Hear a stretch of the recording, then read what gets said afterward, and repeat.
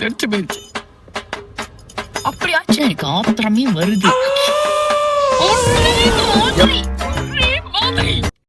தளபதி அண்ணா நேத்துல இருந்து சாப்பிடல, குளிக்கல, பல்லு விளக்கல. எதுக்கு? எதனால? எல்லாம் பார்க்க போற சந்தோஷத்துலதான். வீட்டுக்கார விட விஜய் தான் பிடிக்கணும், அவருக்கே தெரியும்.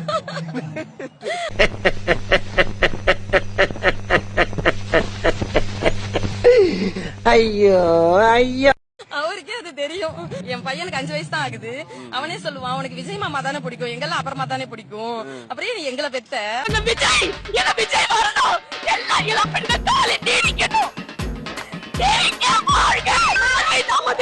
நாளை நமது அண்ணன் விஜய் வரணும். நாளை நமது உண்மையான கிறிஸ்தவன், உண்மையான தமிழன், பச்சை தமிழன். சரிங்களா? பச்சை தமிழன், எம்மதமும் சம்மதமே என் விஜய்க்கு.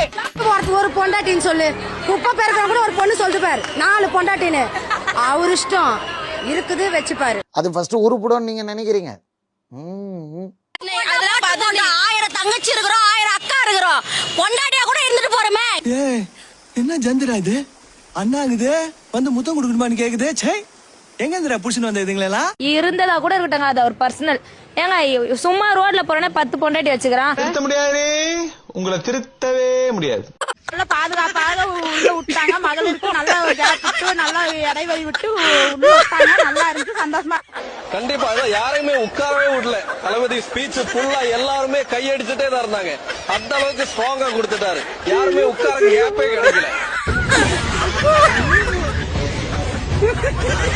நம்ம விஜய் அண்ணாவை தவிர அடுத்த ஆட்சியில மு க ஸ்டாலின் எல்லாம் வந்து உட்காந்தாருனா நாங்களே பிள்ளைகளுக்கு மருந்து ஊத்தி கொண்டுறணும், நாங்களும் மருந்து குடிச்சே செத்துறணும். நிறைய குழி தோண்டி வச்சிருக்காங்க. ஆமா, போட்டிருக்காங்க. உள்ள செத்துரு. நீங்க எல்லாம் எதுக்கு நீங்க உயிரோட இருக்க? நீ ஜெயிச்ச மாதிரிதான் போ. மக்கள் நமக்கு விசில் ஊதுறாங்களோ இல்லையோ, சங்கூத போறது கன்ஃபார்ம்.